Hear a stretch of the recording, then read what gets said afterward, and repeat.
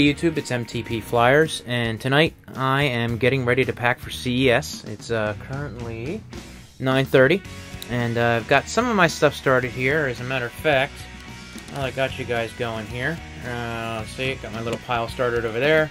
Got my business cards, flashlight, the new bag for the camera, which I'm about to tell you what I am going to take with me, a pen, and, well, I'm using my microphone right now, so I'm going to take that, the camera that I'm using right here, and a few chargers. Let's see, what else? My laptop. My iPad is over there in one of the cases. I'm taking the Zugu 2.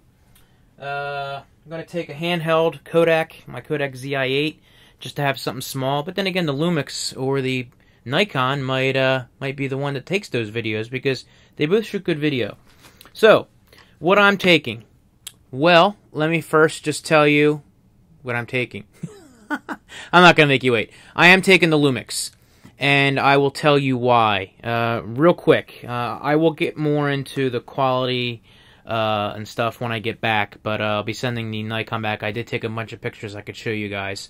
I might keep it for a few days after that, but the quality, I would say, is definitely a tie. What I'll be using this camera more for is, you know, for shooting product pictures and stuff like that, and, you know, what I'm going to do at CES. And I think the quality on both is about the same. The Nikon might be a little bit better on that. I have yet, you know, to see exactly how that goes. By far, the Lumix has way more features. I feel that it was a lot easier to move around in those features. I didn't think it was that difficult. There are a couple different settings you have here. You have your My Settings 1, My Settings 2. You have a standard settings where it would let you pick a scene that you want to do, which I thought was, you know, which was very helpful. And high speed burst. I'll get into that in a second. Another cool feature that they had was just the custom settings, where I could come in here and I could pick the picture size that I want, the quality, the aspect ratio, which was very nice, because they allowed you to do a 4:3, a 3:2, and a 16:9. So, you know, depending on what you wanted to do, they'd let you mess with the ISO, sensitivity, white balance. Pretty much a lot of that's all standard. Don't get a whole lot into that. They have lens exposure, minimum shutter speed. This is a different kind of burst, which is what they talked about, and I didn't think it would hold up to the Nikon. What do you hear this? So they do have other things. Another thing that I really like is the color effect. Black and white sepia, cool, warm. I like to do a lot of black and white and sepia pictures when I go to weddings and stuff like that. Just something nice, if, you know, the holidays, just something different. So I thought that was something nice, nice feature. Not on the Nikon, or at least I couldn't find it. This has a lot in it that someone may be confused and get agitated finding. So that might be something that might not be for you. I don't know. I like all those settings. They are a little difficult to get to. However, I could do my own setting where it would be color, black and white, sepia, or whatever. So I'm able to quickly get to it with a simple push right to the setting that I want to do, and I can go back to where I'm at. So the settings are definitely a plus towards the Lumix, if that's what you're looking for. If not, Nikon all the way. Very simple. You know, you turn it on. You have a couple different settings here. You have night, portrait. You have backlighting. You have a tracking where you can track the subject. You have your burst right there.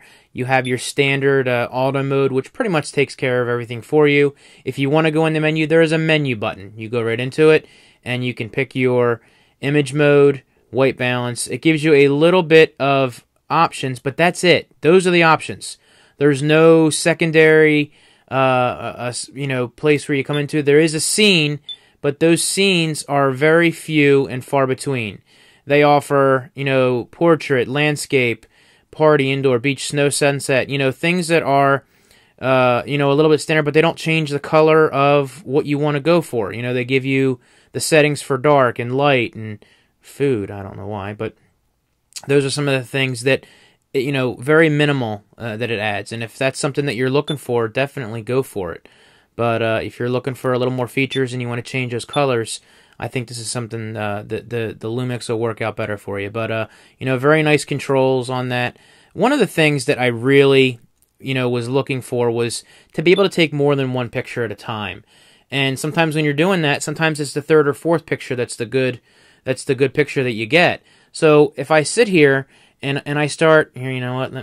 This is kind of funky, but I really want to show this to you guys. If I start moving my fingers back and forth or start counting, and I start pushing them out, if I'm going to go into burst mode and I start doing that, first of all, when you do that, it processes. You can go back in, and I have a little play button right there, and I push the OK, and you'll see that it only ever allows me to do 5 pictures at a time in a burst. And you notice that it isn't too bad as far as catching, but let me tell you, I thought, you know, the Lumix was horrible when I first did the standard setting on that. However, they had, you know, when I showed you in that first setting here for that on the pictures, you could pick the burst mode, which was just horrid. It was not good at all, and it was very slow, very deliberate, and just not good at all. 3 pictures, that was it. So I went to my custom settings, and I actually found in here they have another setting for, oh, you know what, that's not going to be on that. I'm sorry. Is it on the, I think it's on the, no, it's not on the custom. It was on the scan, where it allows you to pick a burst mode. In here, there's high speed burst. Speed is a priority, and or image is a priority. Let me just show you speed real quick. We'll do 4:3, and check this out, guys. You ready? I'll just start.